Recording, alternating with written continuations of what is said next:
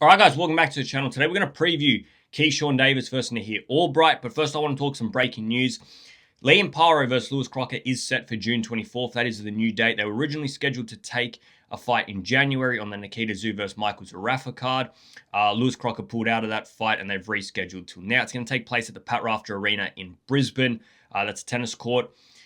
I would talk about this for two reasons. Number one, the fight's set. I'll make my early prediction. I think Liam Paro's performance against David Papo has filled me with way too many questions about how he takes the heat at welterweight. I mean, he was not very strong at welterweight in what he was dishing out, and he wasn't very strong with what he was taking. That eye swelled very, very quickly. He was hurt multiple times, and David Papo isn't a big puncher. Lewis Crocker just dropped Paddy Donovan twice in that last fight, and Paddy Donovan's a big welterweighter. So I do have a lot of reservations about Liam Paro's ability at welterweight. So for that reason, I'd back Lewis Crocker early. Obviously, I'll be cheering for Liam Paro. I hope he does win. But my problems with Liam Paro is the way he takes the heat at welterweight. I think he's far the better boxer. I think if he adjusts better to welterweight, he should win the fight. If he's able to adjust. That's the biggest, hindrance on that fight.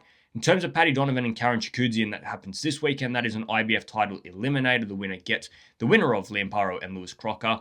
I think Paddy Donovan beats Karen Chikudzian. I think Karen Chikudzian's coming into this fight as the favorite, but for me, Karen Chikudzian's biggest accomplishment to date is not getting knocked out by Jerome Boots Ennis in their two fights. I mean, he went to two decisions with Jerome Boots Ennis, neither of which were competitive. They were landslide victories for Jerome Boots Ennis. Jerome Boots Ennis competing at welterweight where we knew that he wasn't even competing at his best. So I think Paddy Donovan wins this fight. I don't think he wins it by a landslide, but I do think he beats Karen Chikudzian. And for Paddy Donovan, I mean, the only two blemishes really on his career are a disqualification against Lewis Crocker, a fight that he was winning, and I believe he would have went on to win if he didn't make that stupid fucking mistake. And the second fight where he gets caught out early against Lewis Crocker, then is so far behind that even with the winning of the later rounds, can't close the gap and win that fight. And Lewis Crocker probably does deserve the victory, although lots of people would argue whether he did or did enough, Lewis Crocker, to have gained that victory despite knocking down Paddy Donovan twice in that fight. The other bit of news is Lomachenko returning from retirement at 38 years of age. The last time we saw him was in May of 2024 against George Kambosos. He retired June of 2025. A long layoff, and coincidentally, he comes out of retirement the same day as his top rank contract runs out. So for whatever reason, Lomachenko didn't want to fight under top rank, whether he was not getting paid, whether he wasn't getting the fights he wanted, whether there was a discrepancy somewhere along the line. Easiest thing to do, I'm retired. I'm not fighting anymore. So I'm not breaking the contract. I'm not going and signing with somebody else. I am retired. I've had enough. I've finished. So, hold that until my contract runs out. Oh, guys, I'm a free agent. I'm ready to fight again. And I expect him to get a good paycheck. I think Ring Magazine, being a free agent, I think Ring Magazine or Zuffa Boxing, either one of those will pick him up. I think they'll give him 1-2 fights, big contract, big money. We saw Conor Benn get 15 million under Zuffa. We're hearing Shakur Stevenson getting 100 million. I think Lomachenko can easily, with his reputation, get that sort of money because for me, he can attract any fight he wants. I think there wouldn't be a name that you say, all right, Lomachenko's taking him on, that I'd say it doesn't really deserve it. I think Lomachenko's coming off his best career win. Well, actually, second best. For me, his best career win's the one over Devin Haney, but that's a whole nother story. The win over George Kambosos, in his resume, that's his best win. Became unified lightweight champion. That was his last time we saw him.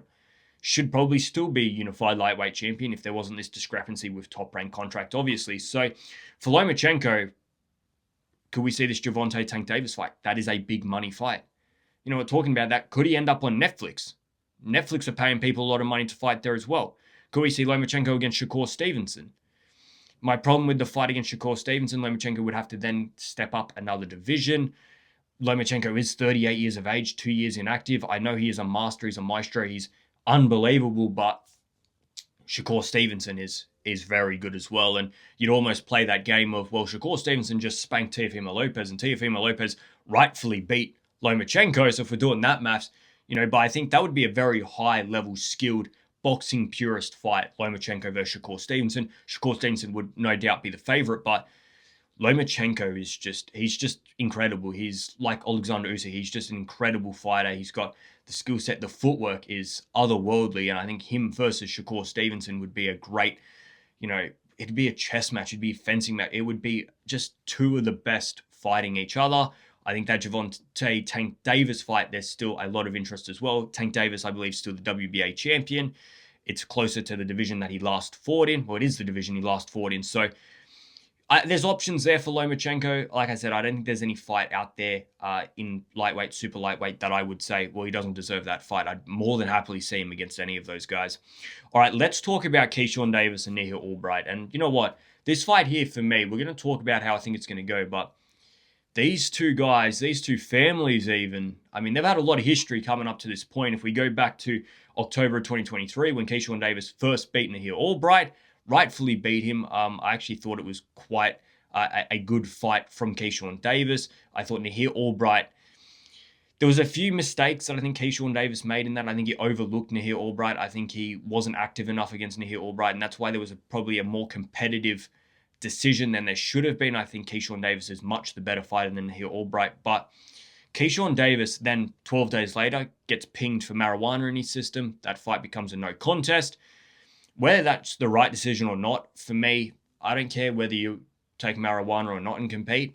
My thinking behind taking marijuana and competing is I don't see how marijuana in any way, shape, or form makes your performance better. And for that reason, I say, why give commissions, why give governing agencies a reason to make it a no contest? Why give them something to rule on when, for me, it doesn't actually help you at all? That's my opinion. Maybe it was helping. We know he was doing those health things around that time with the bad acid reflux, vomiting, and all sorts of stomach problems. Maybe that was the reason he was taking it. But I think for Keyshawn Davis, the biggest mountain for him in his career, we're going to get back to this timeline, but for Keyshawn Davis, the biggest mountain he has to climb in his career, I think he has all the talent. I think he has all the ability. I think he has got everything in the making to become a Shakur Stevenson, a Bud Crawford. It's the mentality. Shakur Stevenson and Bud Crawford have a disciplined, driven, everything to become the best mindset and mentality. Keyshawn Davis, for me, he's got a little bit more ego, which I don't mind. I like the fact that you have an ego, but it's also being disciplined. It's also not overlooking opponents. It's also trying to be the best one. And for me, Keyshawn Davis, up until this point, has made few errors in his career. I don't think the mindset's always been there. I don't think he's as disciplined and driven as Shakur Stevenson and Bud Crawford. If he can put that under wraps, really have that disciplined mentality, I don't think there's any limits to Keyshawn Davis. But if we get back to this timeline, following that, almost 2 years later, Nihil Albright takes on Kelvin Davis on that infamous night where Keyshawn Davis was supposed to take on Edward De Los Santos, weighs 4 pounds too heavy. The fight gets cancelled. Keyshawn Davis wins his fight in the prelims. Kelvin Davis then rightfully loses to Nihil Albright. And then we see all hell break loose in the locker rooms, in the hallways, in the changing rooms, where the Davis brothers go and have a go at the Albright brothers.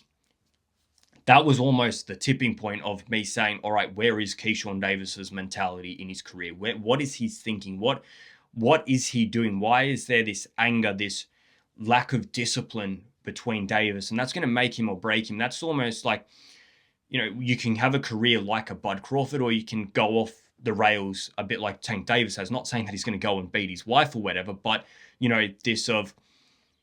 it's a slippery slope between, making a few errors of having drugs in your system, picking fights in locker rooms. You can easily lose the faith of the public. You can easily lose the faith of your promoters and everybody else. And then it's a slippery slope. And I don't want to see Keyshawn Davis go that way. And I think he's changed his ways. He's changed his team. He's gone from Bomac. He's gone from Bud Crawford. He's set up his own thing. And I think it's very good for Keyshawn Davis because, like I said, I think he's got every ability to be one of the best in the world. And that almost brings us to now. All right, there's been a lot of history between these two. Keyshawn Davis, for me, when he steps into this ring against Nihil Albright, it is now a 12-round contest. It is a division high, one that he's going to be more comfortable in. I think he is more disciplined. I think he is now, solely focused on becoming the best that he possibly can be.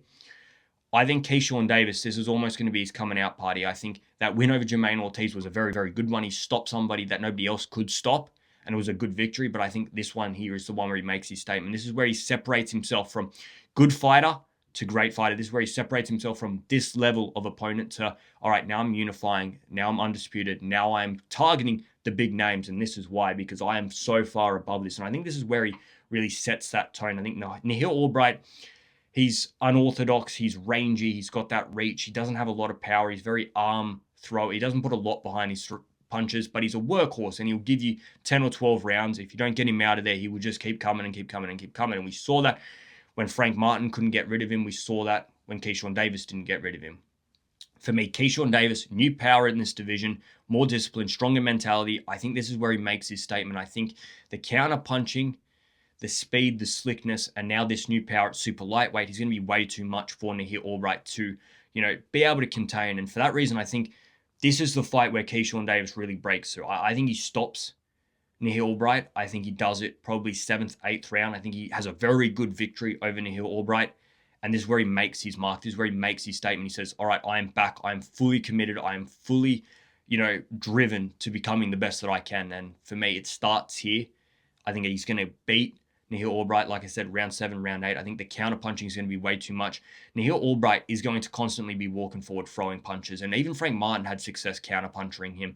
So Keyshawn Davis, who I think is a far better technician, is going to land that punch, land it with more dynamite, land it with more power, and put Nahir Albright down. I think the rips to the body that he's been shown as well. He did it against Dennis Berenchek. He did it against Jermaine Ortiz. He's a body snatcher, but I think his punches to the head are just as good. I think he weakens Nahir Albright to the body early, and then he counter punches him, puts him down, catch and counter to the head, beats Nahir Albright out cold. That's my prediction for the fight. Could it go to a decision? Very well so. But I don't think Keyshawn Davis has overwhelming activity, so it will probably take 1 or 2 good punches, but I think he will pounce on the opportunity. I've heard him and his team constantly talking, this new team constantly talking, saying, we don't want him in the ring very long. We want him to go in there and get the job down as quickly as possible. And for that reason, I think he does stop him. 7th, 8th round, KO victory / TKO victory for Keyshawn Davis. Guys, let me know in the comments what you guys think of that fight. Let me know how you think Paddy Donovan and Karen Chakoudzian's happening. And let me know what you think Lomachenko's next move is. Who is he signing with and who is he fighting? Like the video, subscribe to the channel. I'm out of here, guys. See ya.